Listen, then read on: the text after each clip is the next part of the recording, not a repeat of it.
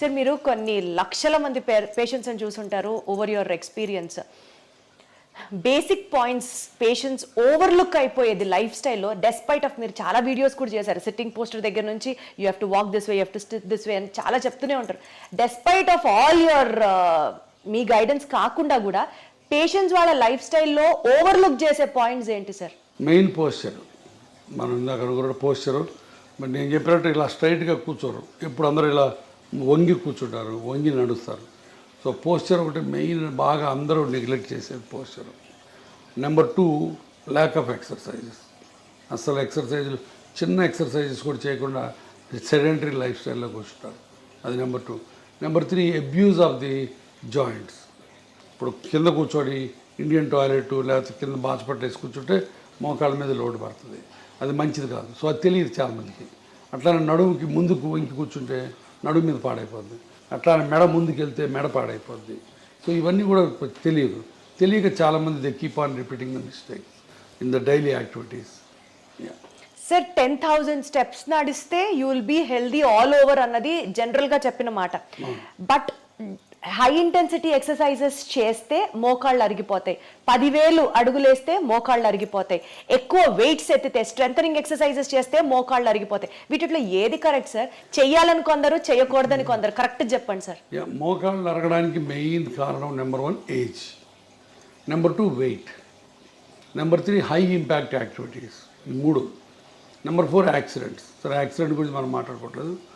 ఆ ఏజ్ అది తప్పనిసరి. మనం ఏజ్ అవుతుంటే బోన్స్ జాయింట్స్ అరుగుతూ ఉంటాయి. Number 2 weight. Weight is directly proportional or directly damaging to the bone joint health. So అది మన చేతిలో ఉంది. సో కాబట్టి మీరు ఎంత బరువు తగ్గితే మోకాళ్ళకి అంత మంచి పని చేసినట్టు. Number third point is abuse of the joints. Abuse అంటే ఫర్ ఎగ్జాంపుల్ మీరు ఇండియన్ టాయిలెట్లో కూర్చున్నారనుకోండి, లేకపోతే నెలకు ఒకసారి తిరుపతి కొండ ఎక్కి దిగారనుకోండి, రోజుకి 200 సార్లు మెట్లు ఎక్కి దిగారనుకోండి, మీ మోకాళ్ళ మీద 4 రెట్లు బరువు పోతుంది. అది బయోమెకానికల్లీ ప్రూవెన్. సో దాంతో మీరు మోకాళ్ళని తొందరగా అరగొట్టుకుంటారు.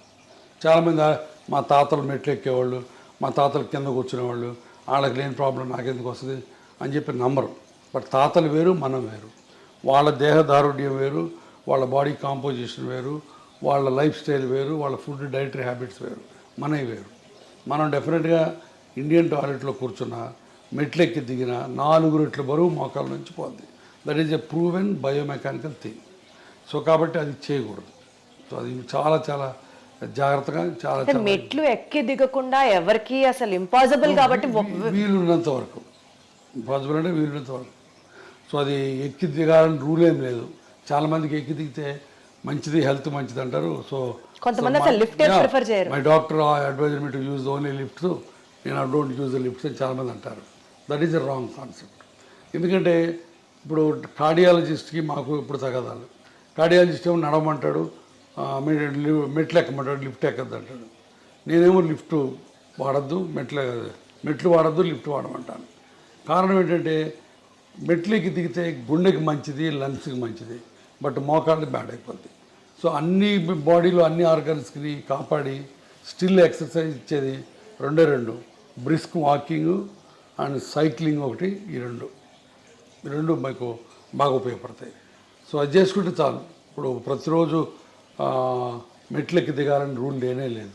సార్ కొన్నిసార్లు మీ ఫ్యామిలీ గురించి, మీ పర్సనల్ స్పేస్ గురించి మీరు మాట్లాడినప్పుడు చాలా కంపాషనేట్గా మాట్లాడుతున్నట్లు అనిపిస్తుంది.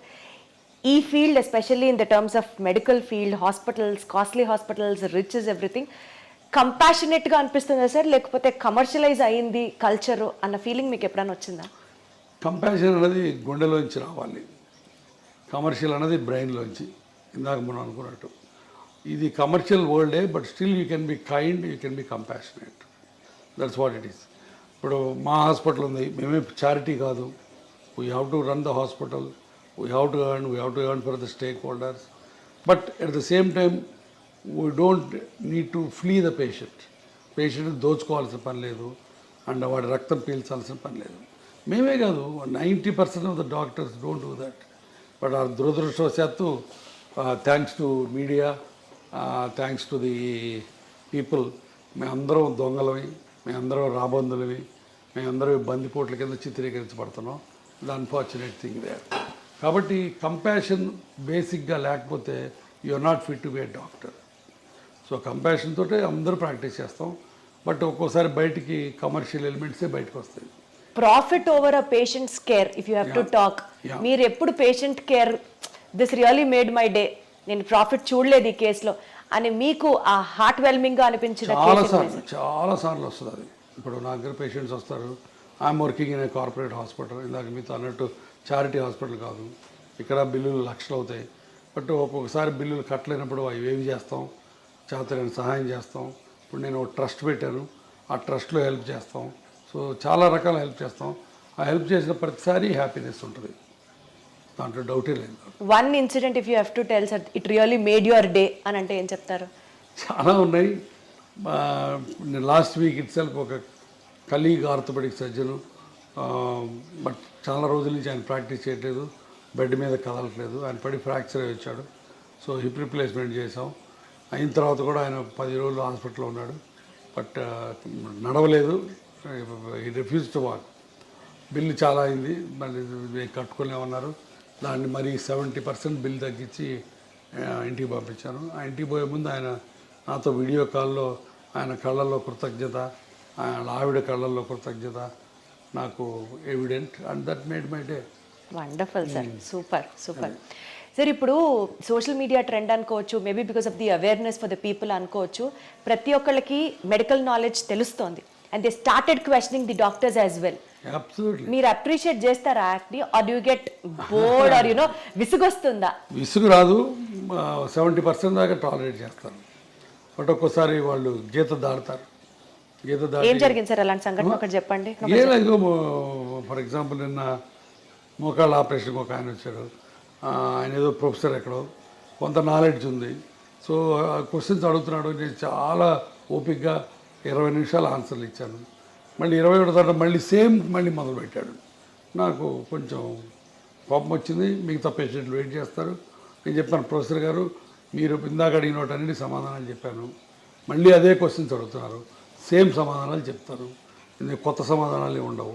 మీరు అనుకున్నట్టు సమాధానం రావాలంటే రాదు, సమాధానం ఒకటే ఉంటుంది, మీరు అనుకున్నట్టు రాదు అని చెప్పాను. అంత తిట్టినట్టు చెప్పలేదు, బట్ కొంచెం వాయిస్ పెంచి చెప్పాను. ఆయన అర్థం చేసుకున్నాడు.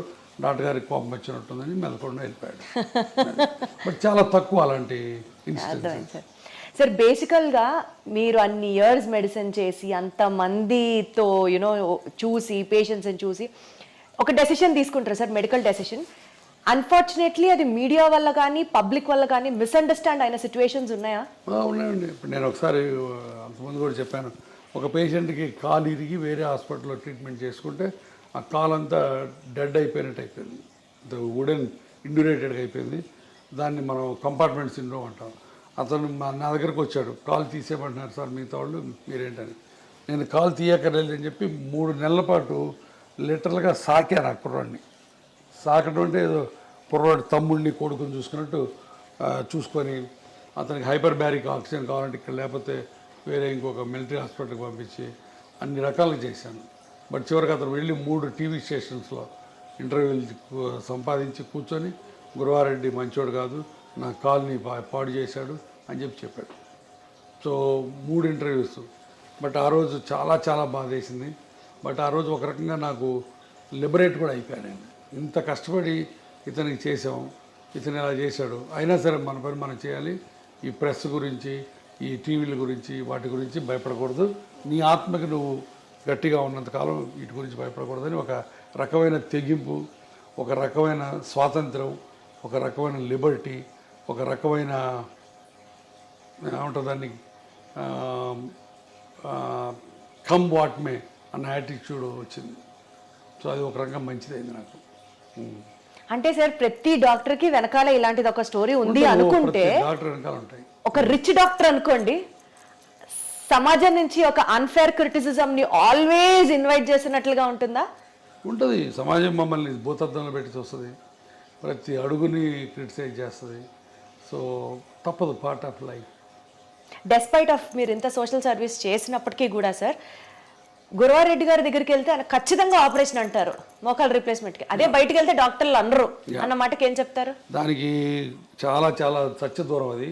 నేను రోజుకి 100 నుంచి 120 మంది పేషెంట్లు చూస్తాను. దాంట్లో 30-40 మంది కంటే ఆపరేషన్ పడవు.